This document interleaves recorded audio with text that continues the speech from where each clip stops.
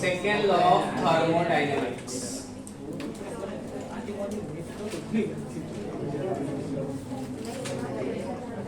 Second law of thermodynamics क्या होता है? फर्स्ट लॉ का डिमेरिट्स क्या है? फर्स्ट लॉ ऑफ थर्मोडायनेमिक्स में डायरेक्शन ऑफ हीट चेंज के बारे में नहीं बताया गया है। वो कह रहा है कि टेम्परेचर हीट चेंज होगा from one form to other. First law of thermodynamics क्या होता है? Energy can neither be created nor destroyed, it can be change from one form to other. लेकिन डायरेक्शन है क्या? कहां से कहां चेंज होगा इसके बारे में डिस्कशन है नहीं। वो डायरेक्शन ऑफ हीट चेंज के बारे में नहीं बताता है, तो बताता है सेकंड लॉ थर्मोडायनेमिक्स। ये कह रहा है हीट का ट्रांसफर फ्रॉम हमेशा high temperature to low temperature होगा। एनर्जी का transfer high potential to low potential, water का flow high potential to low potential, volt current का flow high voltage to low voltage. ऐसा स्टेटमेंट ये actual statement नहीं है। मतलब ये कह रहा है कि हमेशा जो एनर्जी का ट्रांसफर है वो हाई टू लो होता है। टेम्परेचर का ट्रांसफर कहां से होगा? हीट एनर्जी का ट्रांसफर कहां से होगा? High temperature to low temperature. तो ये कह रहा है इसका स्टेटमेंट क्या है? हम कुछ ऐसा इक्विपमेंट नहीं बना सकते हैं जिसकी इफिशिएंसी 100% हो। We cannot make a machine which can give 100% efficiency। इसलिए अगर 100% efficiency के ऊपर काम करना है तो कार्नोट साइकिल को माना जाता है। करेक्ट ना? या इसका एक्चुअल स्टेटमेंट कैसा है? हम हीट से वर्णन कर सकते हैं कि वर्णन से हीट हम सप्लाई कर सकते हैं। अगर एक कंटेनर है उसमें पानी लिया है, अगर हम वर्णन करें रोटेट करें तो हीट हो जाएगा, लेकिन उसी हीट से क्या मेरा हाथ रोटेट होगा क्या? नहीं। तो heat can not be converted into work done completely. Heat से वर्क डन कंप्लीटली कन्वर्ट नहीं होता है। वर्क डन से हीट में कन्वर्ट हो जाएगा, लेकिन जो हीट है उसे वर्क डन में कन्वर्ट नहीं होगा। सबसे अच्छा एग्जांपल, अभी इलेक्ट्रिसिटी देंगे तो ये चलेगा, ये हीट हो जाएगा। तो क्या इस हीट से इलेक्ट्रिसिटी जनरेट कर देंगे? करेंगे क्या? ये बंद करो।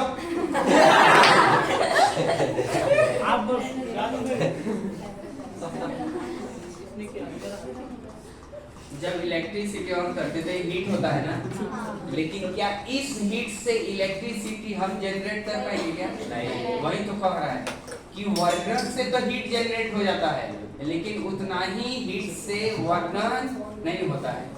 Heat can not be converted into work done completely. तो क्या होगा? कहीं ना कहीं लॉस होगा, और उसी लॉस को समझाने के लिए टर्म आता है एंट्रोपी। एंट्रोपी क्या होता है? Randomness in the system. किसी भी ऑब्जेक्ट में जो रैंडमनेस आता है उसी को कहा जाता है एंट्रोपी। कितने लोग को समझ गए? आप समझा? हीट का कोई डायरेक्शन नहीं होता है चेंज होने के बाद। One form to other form बोलते हैं, लेकिन दूसरे फॉर्म में जाने के लिए दूसरा एंट्रोपी कहते हैं। अभी आपने वही बताया ना एग्जांपल। डायरेक्शन से बताया था। सेकंड लॉ थर्मोडायनेमिक्स होता है कि हीट को वर्क में 100% कन्वर्ट नहीं किया जा सकता। वही बोला था। लेकिन एंट्रोपी क्या होता है? It is the randomness in the system. ये समझो ध्यान से। देखो अभी ऐसा कहानी है, अगर अभी ऐसा अच्छा है, अगर मैं थोड़ा ऐसा करूं, अभी किसी भी करके इसको ओरिजिनल फॉर्म में नहीं लाया जा सकता। मतलब इसका रैंडमनेस बढ़ेगा, इसका एंट्रोपी बढ़ेगा। अब इसे एक्चुअल समझो। ये बताओ, हमने इलेक्ट्रिसिटी दिया तो फैन चला, तो जितना इलेक्ट्रिसिटी हमने दिया उससे हमको विंड एनर्जी मिला क्या? टोटली क्या हो गया? लॉस हो गया। वही लॉस जो है एंट्रोपी कहलाता है। वो कैसे पता चलेगा पूरा दिया है लॉस? हाँ, वो कैसे पता चलेगा कि इलेक्ट्रिसिटी पूरा मतलब कन्वर्ट हुआ? ये हीट हो रहा है ना, हम हीट होने पर हम हीट हमको चाहिए हीट, हमारा जो हीट हो रहा है वो हमारे लिए फायदा के लिए है। हीट से कुछ काम होगा क्या? तो लॉस हुआ ना, समझ रहे क्या? वही लॉस जो होता है एंट्रोपी होता है, रैंडमनेस इन द सिस्टम। मैं यहाँ पे हूँ, इधर चला गया, अभी मैं अपने एग्जैक्ट पोजीशन पे 100% आ पाऊंगा क्या? नहीं, कुछ ना कुछ तो एरर आएगा। अच्छा मतलब हीट वही एरर एंट्रोपी है। हीट नहीं होती, बस पूरा वेंट में चले जाता तो 100% हो जाता। तो वो होता है उसकी इफिशिएंसी 100% हो जाती है। ये ऐसा कभी होता है क्या? नहीं होता। किसी भी इक्विपमेंट की इफिशिएंसी 100% नहीं हो सकती। कार्नोट साइकिल एज्यूम थियरी है, अगर ऐसा हुआ तो ऐसा होगा, देखो पता नहीं। तो एंट्रोपी जो है एक ऐसा है, एक्सटेंसिव प्रॉपर्टी है या इंटेंसिव प्रॉपर्टी है? Extensive property. इसका जो यूनिट है वो होता है जूल पर मोल पर केल्विन। इसका यूनिट पूछा हुआ है, इंटेंसिव का यूनिट, सॉरी एंट्रोपी का यूनिट, जूल पर मोल पर केल्विन इसका यूनिट होता है। तो डेल्टा एस अगर हम निकालेंगे तो हम लोग लिखते हैं डेल्टा क्यू बाई टी। अगर कहीं पे फेज चेंज हो रहा है, सॉलिड से लिक्विड में जा रहा है, तो डेल्टा एस का फॉर्मूला होता है delta H fusion by T. अगर लिक्विड जो है गैस में बदल गया तो डेल्टा एस का फॉर्मूला होता है delta H vaporization by T. Temperature fix है। अगर कोई बोलेगा नहीं ए और बी को मिक्स कर दिया, ए और बी को मिक्स कर दिया और मिक्स से डेल्टा एच आ गया, तो डेल्टा एस का फॉर्मूला हो जाएगा delta H by delta H mixing by T. हाँ ये क्वेश्चन हमें बताइए। ठीक है। लेकिन कहीं कहीं पे ऐसा होता है टेम्परेचर चेंज भी होता है, तो उस टाइम पे हम कैसे निकालेंगे डेल्टा एस? तो डेल्टा एस का फॉर्मूला होता है 2.303 NR log T2 by T1 plus 2.303 R log V2 by V1, NR log V2 by V1 और 2.30 sorry NC 2.303 NCP log T2 by T1 plus 2.303 NR V2 by V1 का उल्टा V1 by V2। ये original formula. अभी इसके अंदर case apply करो, H for isothermal. अगर isothermal हो गया तब तो T2 by T1 1 हो गया, log 1 0 हो गया, ये भी 0 हो गया, तो ये दोनों टर्म 0 हो गया। तो दो फॉर्मूला अपने पास आ जाएगा डेल्टा एस का 2.303 NR log V2 by V1 और 2.303 NR log V1 by V2। ठीक है। अगर वो बोलेगा नहीं आइसोबेरिक का केस है, आइसोबेरिक तो प्रेशर कांस्टेंट, तो प्रेशर कांस्टेंट में 0 हो जाएगा, तो ये केवल बचेगा, तो डेल्टा एस का formula 2.303 NCP log T2 by समझ रहे हैं क्या? अगर वो बोलेगा आइसोकोरिक का केस है, आइसोकोरिक, तो आइसोकोरिक में डेल्टा एस क्या होगा 2.303 NCP log T2 by T1। तो बस इतना ही सिलेक्टेड फॉर्मूले हैं डेल्टा एस के। ठीक है। तो इतने फॉर्मूले आपको याद होना चाहिए। अगर डेल्टा एस निकालना है किसी रिएक्शन में, सपोज A प्लस B से बना C प्लस D, तो डेल्टा एस जो होता है delta S of product minus delta S of reactant, ये ध्यान रखना है, प्रोडक्ट माइनस रिएक्टेंट का फॉर्मूला। ठीक है। अभी हम लोग चलते हैं जो सबसे ज्यादा क्वेश्चन पूछा है, साइन ऑफ डेल्टा एस।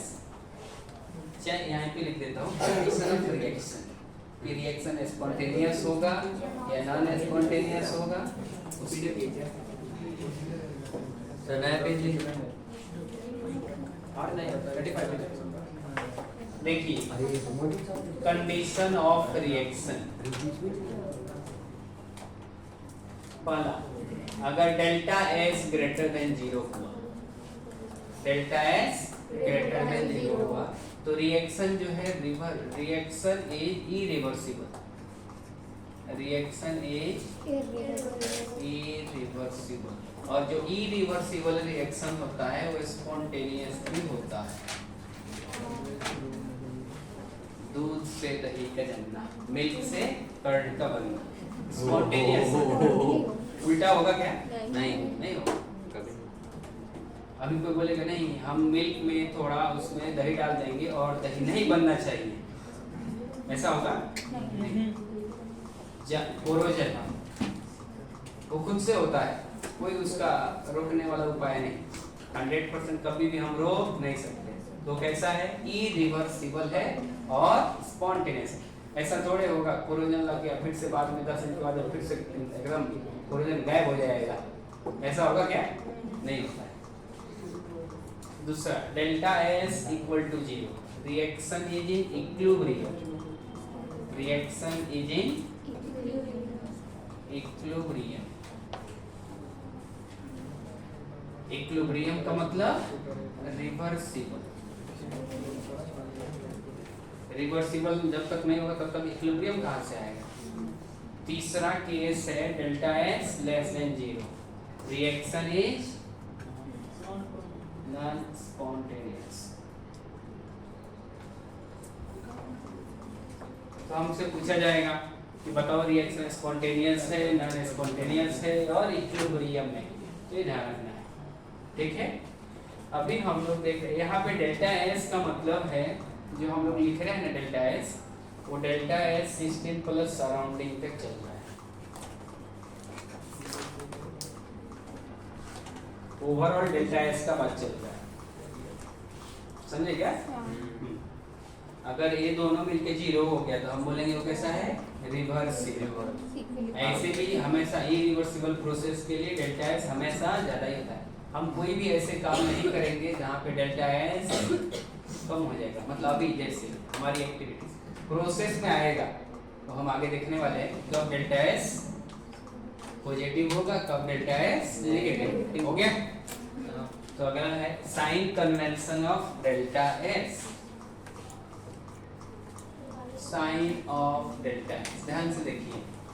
पहला, अगर सॉलिड से लिक्विड चला गया तो बताओ किसके पार्टिकल अच्छे से अरेंज है? सॉलिड के या लिक्विड? तो लिक्विड के पार्टिकल ज्यादा डिस्टर्ब हो गए हैं, उसका अरेंजमेंट मतलब उनमें ज्यादा एंट्रोपी है, ज्यादा रैंडमनेस है, तो मैक्सिमम माइनस मिनिमम। तो डेल्टा एस क्या हो गया? Positive. Final minus initial value. इसका रैंडमनेस क्या है? ज्यादा है। रैंडमनेस जो है वो मोर है और इसका रैंडमनेस कैसा है? लेस है। तो मोर माइनस लेस, इसका मतलब क्या हो गया? पॉजिटिव। दूसरा, लिक्विड टू गैस चला गया तो तब भी positive. Solid to direct gas चला गया तो तब भी पॉजिटिव, करेक्ट ना? अगर कार्बन डायमंड से ग्रेफाइट में बदल गया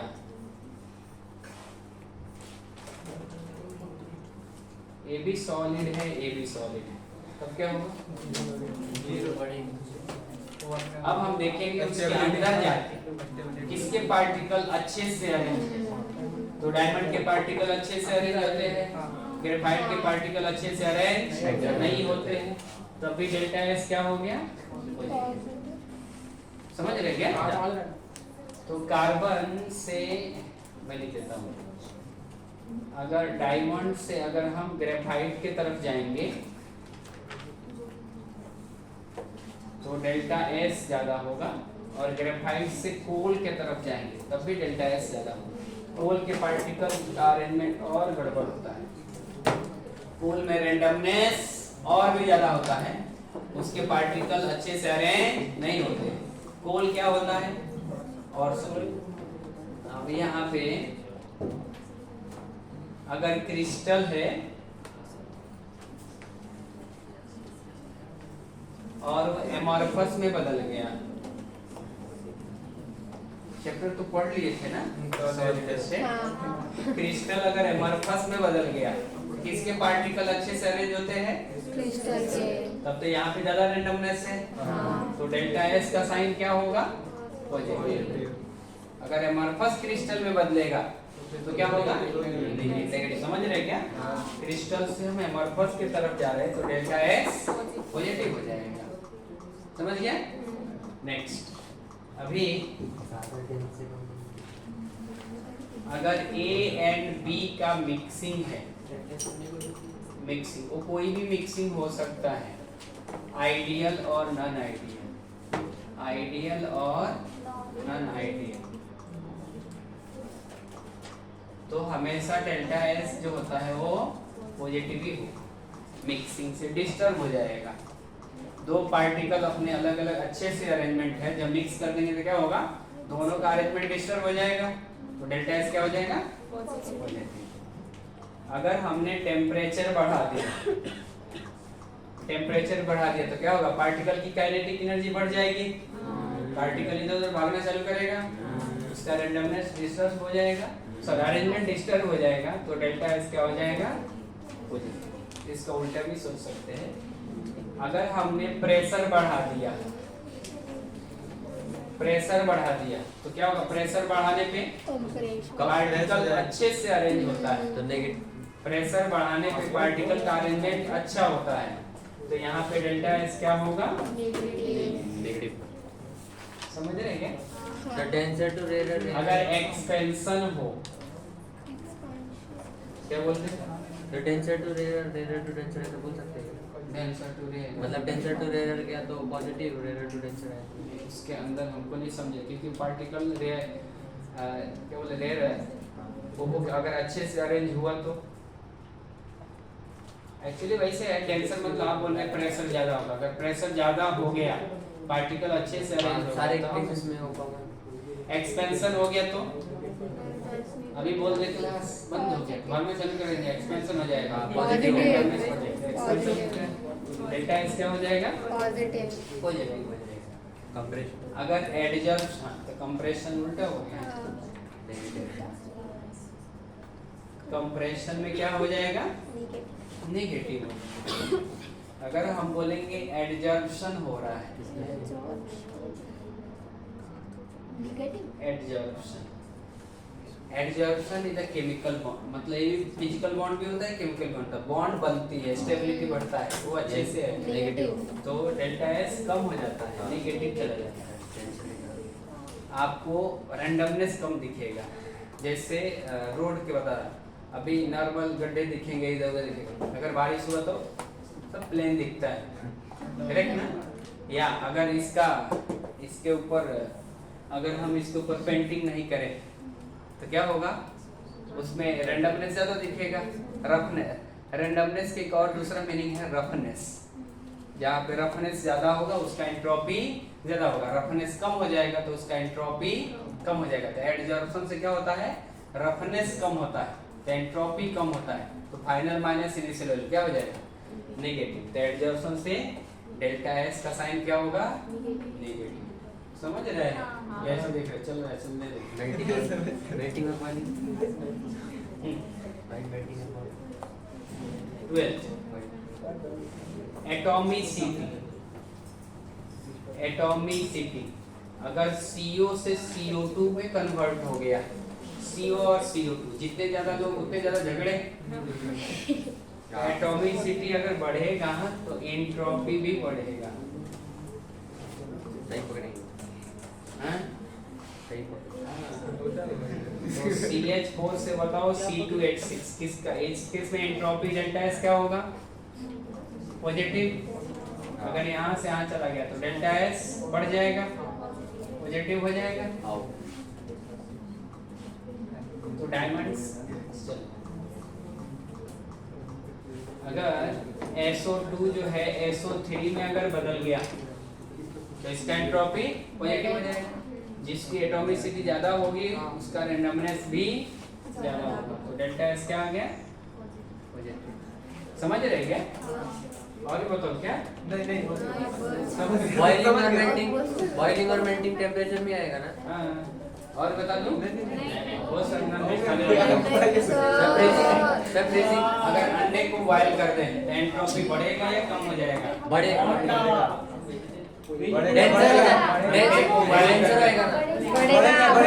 बढ़ेगा। तो ये लिक्विड में है ना, अगर हम बॉयल कर दें एक तो सॉलिड में चला जाता है ना, तो एंट्रोपी बढ़ेगा कि कम हो जाएगा? पॉजिटिव। लिक्विड से सॉलिड में जाना एंट्रोपी बढ़ेगा या कम होगा? बढ़ेगा। इसके लिए अगर ऐसा देखेगा तो बोलेगा कम हो जाएगा। क्यों? तो ये रॉन्ग कंसेप्ट है, देखना है ध्यान से। जब हम अंडे को बॉयल नहीं करेंगे तो लार्ज चेन ऑफ प्रोटीन रहेगा, और जब हम एग को है तो छोटे छोटे चेन में बदल जाएगा, तो नंबर ऑफ पार्टिकल्स बढ़ जाएंगे तो एंट्रोपी उसका बढ़ जाएगा। ये कहाँ से आ गया? ये बात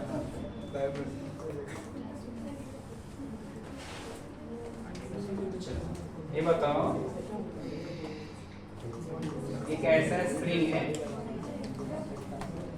और एक ऐसा स्प्रिंग है, बताओ किसका एंट्रोपी ज्यादा है? इसका राइट वाले का। पहले वाले का ठीक है, इसमें रैंडमनेस ज्यादा है, रफनेस ज्यादा है, हाँ। इसका एंट्रोपी ज्यादा। तो यहाँ से अगर हम यहाँ गए तो डेल्टा एस क्या हो जाएगा? नेगेटिव।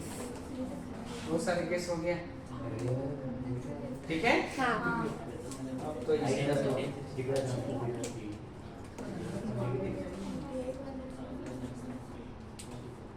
गिब्स एनर्जी भी कंप्लीट कर रहे हैं।